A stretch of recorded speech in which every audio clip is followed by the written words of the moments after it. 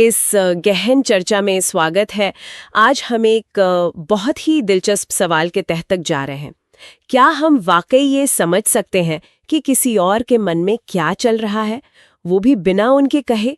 हम सब ये कोशिश तो करते ही हैं रोजमर्रा की जिंदगी में, दूसरों की भावनाओं को, उनके अनकहे विचारों को भांपने की।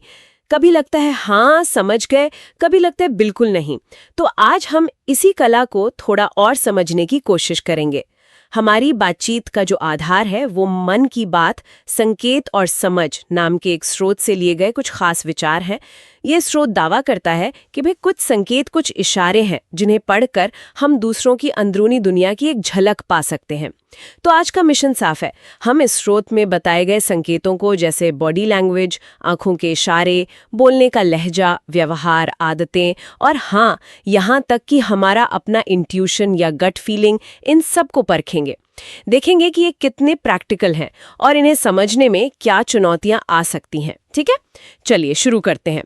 तो स्रोत का पहला बड़ा हिस्सा है शारीरिक भाषा यानी बॉडी लैंग्वेज पर। ये तो खैर हम सब ने सुना ही है कि हाव भाव बहुत कुछ कहते हैं, पर इस स्रोत में खास तौर पर अनजाने शारीरिक तालमेल का जिक्र है, मतलब अनकॉन्शियस सिंक्रोनी, कि कैसे बातचीत में लोग अनजाने में एक दूसरे के हाव भाव की नकल करने लगते हैं। क्या ये वाकई होता है? हाँ बिल्कुल, ये एक काफी मजबूत बिंदु है जिस पे स्रोत ध्यान खींचता है। ये जो अनजाने में होने वाला तालमेल है, जिसे मिररिंग भी कहते हैं, ये अक्सर आपसी जुड़ाव या सहानुभूति का संकेत होता है। अगर कोई आपकी बातों से सहमत है या आपके साथ कंफर्टेबल महसूस कर रहा है, तो वो अनजाने में आपकी तरह बैठ सकता है या आपके जैसे ही हाथ हिला सकता है। स्रोत इसे एक शक्तिशाली अवचेतन, मतलब सबकॉन्शियस संकेत मानता है। लेकिन क्या हमेशा ऐसा ही होता है? हो सकता है कोई सिर्फ आदत के तौर पर नकल कर रहा हो, या शायद ये कल्चरल भी हो। कुछ कल्चर्स में शायद शारीरिक नजदीकी या हाव भाव का तालमेल ज्यादा आम होता हो। बिल्कुल सही मुद्दा उठाया आपने। स्रोत भी इस बात पर जोर देता है कि कॉन्टेक्स्ट यानी संदर्भ सबसे जरूरी है। किसी एक संकेत को आंख बंद करके नहीं मान लेना चाहिए। सांस्कृतिक पृष्ठभूमि क्या है, उस व्यक्ति का सामान्य व्यवहार कैसा रहता है और उस खास सिचुएशन का माहौल कैसा है, इन सबको ध्यान में रखना बेहद जरूरी है। बल्कि स्रोत में माइक्रो एक्सप्रेशंस का भी जिक्र है, मतलब बहुत छोटे, पल भर के लिए आने वाले चेहरे के भाव, जिन्हें पकड़ने के लिए खास ध्यान देना पड़ता है, क्योंकि ये अक्सर सच्ची भावनाएं जाहिर कर देते हैं, चाहे व्यक्ति उन्हें छुपाना ही क्यों ना चाह रहा हो। अच्छा, चेहरे के भावों से आंखों पर आते हैं। वो कहावत है ना, आंखें दिल का आईना होती हैं। स्रोत इस बारे में क्या कहता है? क्या आंखों में दिखने वाली हर चमक या नमी का कोई गहरा मतलब होता है? स्रोत तो आंखों को भावनाओं का डायरेक्ट ब्रॉडकास्ट सेंटर कहता है। इसमें पुतलियों के फैलने या सिकुड़ने का जिक्र है कि कैसे इंटरेस्ट या एक्साइटमेंट में पुतलियां फैल सकती हैं या नापसंदगी में सिकुड़ सकती हैं। नजरें मिलाने या चुराने के पैटर्न पर भी स्रोत काफी ध्यान देता है। जैसे लगातार नजरें मिलाना आत्मविश्वास दिखा सकता है, पर कभी कभी ये थोड़ा एग्रेसिव भी लग सकता है। वहीं नजरें चुराना हमेशा झूठ या शर्म का संकेत नहीं होता। हो सकता है कोई गहरी सोच में हो या बस असहज महसूस कर रहा हो। हाँ, यहीं पे गलती की गुंजाइश लगती है ना। जैसे कोई थका हुआ हो तो शायद नजरें ना मिला पाए, या किसी की आंखों में बस पानी आ रहा हो और हम उसे दुख समझ लें। स्रोत क्या ऐसे गलत फहमियों से बचने का कोई तरीका सुझाता है? बिल्कुल, स्रोत सलाह देता है कि आंखों के संकेतों को कभी अकेले में न देखें। उन्हें चेहरे के बाकी भावों, बॉडी लैंग्वेज और बातचीत के पूरे कॉन्टेक्स्ट के साथ मिलाकर देखना चाहिए। क्या व्यक्ति की आंखों के भाव उसकी बातों से मेल खा रहे हैं? क्या नजरें चुराने का पैटर्न किसी खास सवाल या टॉपिक पर ही ज्यादा दिखता है? स्रोत इसे इमोशनल कंसिस्टेंसी चेक कहता है, मतलब शब्दों, आंखों और शरीर के संकेतों में तालमेल है या नहीं, ये देखना। ये दिलचस्प है। अब आते हैं आवाज पर। स्रोत कहता है कि सिर्फ शब्द नहीं, बल्कि बोलने का ढंग, लहजा, रफ्तार, ठहराव, ये सब भी कहानी कहते हैं। यहाँ बात वाकई दिलचस्प हो जाती है। हाँ, स्रोत आवाज को भावनाओं का इनविजिबल थर्मामीटर कहता है एक तरह से। इसमें विस्तार से बताया गया है कि आवाज का ऊंचा या नीचा होना, तेज या धीमा होना, आवाज का कांपना या एकदम सपाट होना, ये कैसे अंदरूनी स्थिति को दिखा सकते हैं। जैसे स्रोत के अनुसार जब कोई झूठ बोल रहा हो या बहुत तनाव में हो, तो हो सकता है उसकी आवाज की पिच सामान्य से थोड़ी ऊंची हो जाए या फिर बोलने की रफ्तार में अचानक बदलाव आ जाए। पर फिर वही सवाल, क्या हिचकिचाहट या आवाज का कांपना हमेशा घबराहट या झूठ का ही संकेत है? कई बार लोग बस सही शब्द ढूंढ रहे होते हैं या शायद उनकी तबीयत ठीक ना हो। बिल्कुल, और स्रोत इस बिंदु पर बहुत साफ है। ये किसी एक संकेत को निर्णायक मानने के खिलाफ चेतावनी देता है। हिचकिचाहट के कई कारण हो सकते हैं। टॉपिक मुश्किल हो सकता है, थकान हो सकती है, या बस सोचने के लिए वक्त लेना। स्रोत का सुझाव है कि व्यक्ति की बेसलाइन यानी सामान्य बोलने का तरीका जानना जरूरी है। बदलाव तभी महत्वपूर्ण होता है जब वो इस बेसलाइन से अलग हो, और वो भी किसी खास कॉन्टेक्स्ट में। स्रोत इसे डेविएशन एनालिसिस कहता है, मतलब सामान्य से कितना अलग है और क्यों। पैटर्न की बात चली है तो स्रोत का अगला बिंदु है व्यवहार के पैटर्न, यानी किसी की दोहराई जाने वाली आदतें। जैसे कोई तनाव में हमेशा अपने बाल ठीक करने लगता है या मीटिंग में हमेशा एक ही कोने में बैठता है। क्या ये छोटी छोटी आदतें वाकई कुछ गहरा बताती हैं? स्रोत के अनुसार हाँ, ये पैटर्न अक्सर काफी कुछ बताते हैं। इन्हें ऑटोमेटिक बिहेवियर्स या स्वतः होने वाले व्यवहार कहा गया है। ये अक्सर हमारी चिंता, हमारे कंफर्ट लेवल या सोचने के तरीके से जुड़े होते हैं। जैसे स्रोत उदाहरण देता है कि जो लोग ज्यादा व्यवस्थित और कंट्रोल पसंद करते हैं, वो शायद अपनी चीजें हमेशा एक खास तरीके से रखते हैं। जो लोग थोड़ा इनसिक्योर महसूस करते हैं, वो शायद भीड़ में किनारे रहने की कोशिश करते हैं। लेकिन ये आदतें तो बहुत आम हैं, जैसे पैर हिलाना या पेन से खेलना। ये तो बहुत लोग करते हैं। कैसे पता चले कि ये सिर्फ आदत है या कोई संकेत छुपा है इसमें? यहां भी स्रोत वही बेसलाइन और संदर्भ की बात करता है।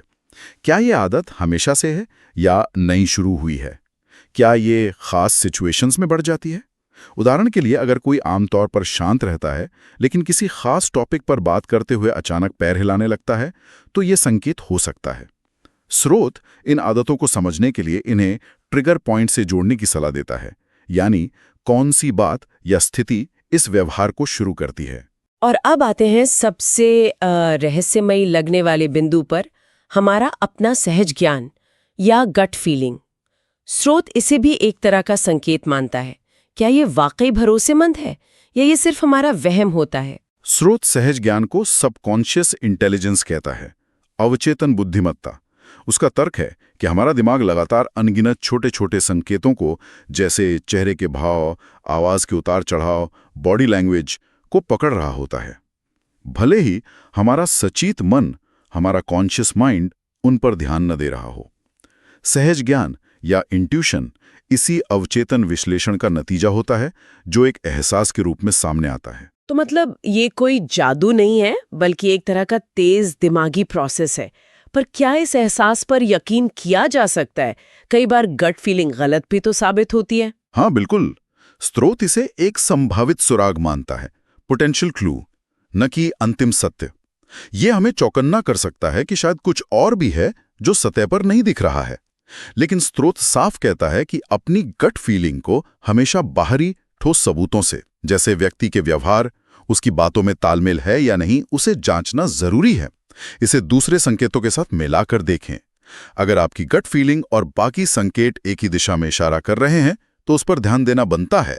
लेकिन सिर्फ गट फीलिंग के आधार पर निष्कर्ष निकालना थोड़ा जोखिम भरा हो सकता है। तो इन सब का क्या मतलब निकालें? हमने शारीरिक भाषा, आंखें, आवाज, व्यवहार के पैटर्न और सहज ज्ञान की बात की। जैसा कि मन की बात, संकेत और समझ में बताया गया है, ये सब मिलकर क्या हमें वाकई किसी के मन की बात पढ़ने की शक्ति दे सकते हैं? शक्ति तो शायद नहीं कहेंगे, पर हाँ, बेहतर समझ जरूर दे सकते हैं। स्रोत का मुख्य संदेश ये नहीं है कि हम कोई जासूस बन जाएं, बल्कि ये कि हम दूसरों के प्रति ज्यादा संवेदनशील और जागरूक बने। महत्वपूर्ण बात यह है, और स्रोत इसे बार बार दोहराता है, कि इन संकेतों को समझने में विनम्रता बरतें, मतलब ह्यूमिलिटी। कोई एक संकेत पत्थर की लकीर नहीं है। जैसे हाथ बांधने का मतलब हमेशा डिफेंसिव होना नहीं होता। हो सकता है व्यक्ति को बस ठंड लग रही हो। हमें हमेशा पूरी तस्वीर देखनी होगी। व्यक्ति कौन है, उसका सामान्य व्यवहार कैसा है, स्थिति क्या है, और क्या अलग अलग संकेत एक ही कहानी कह रहे हैं। स्रोत इसे होलिस्टिक सिग्नल एनालिसिस कहता है, समग्र संकेत विश्लेषण। ये इशारे हमें गाइड कर सकते हैं, हमें सोचने पर मजबूर कर सकते हैं, पर यह किसी के मन का सीधा एक्सरे नहीं है। सबसे अच्छा तरीका शायद यही है कि अगर संदेह हो तो सही समय और तरीके से सीधे पूछ लिया जाए, स्पष्टता के लिए। बिल्कुल। तो आज हमने मन की बात, संकेत और समझ के जरिए देखा कि कैसे शारीरिक हाव भाव, आंखों के इशारे, बोलने का अंदाज, व्यवहार की आदतें और यहाँ तक कि हमारा अपना सहज ज्ञान भी दूसरों की अनकही बातों को समझने में हमारी मदद कर सकते हैं। ये स्रोत हमें इन संकेतों के प्रति ज्यादा जागरूक होने के लिए प्रेरित करता है। हाँ, और ये जागरूकता हमें निश्चित रूप से बेहतर कम्युनिकेटर और अधिक सहानुभूतिपूर्ण इंसान बनने में मदद कर सकती है। लेकिन इस पूरी चर्चा से एक और गहरा सवाल उठता है, जिस पर स्रोत भी अंत में इशारा करता है। दूसरों के संकेतों को पढ़ने की कोशिश करते हुए क्या हम अपने खुद के संकेतों के प्रति उतने ही जागरूक हैं? हमारी अपनी बॉडी लैंग्वेज क्या कहती है? हमारी आवाज का लहजा दूसरों पर क्या असर डालता है? हमारी आदतें अनजाने में हमारे बारे में क्या जाहिर कर रही हैं? जरा सोचिए। दूसरों को समझने की यात्रा शायद खुद को समझने से ही शुरू होती है। खुद के संकेतों के प्रति जागरूकता, ये वाकई सोचने वाली बात है। इसी विचार के साथ हम आज की ये गहन चर्चा यहीं समाप्त करते हैं।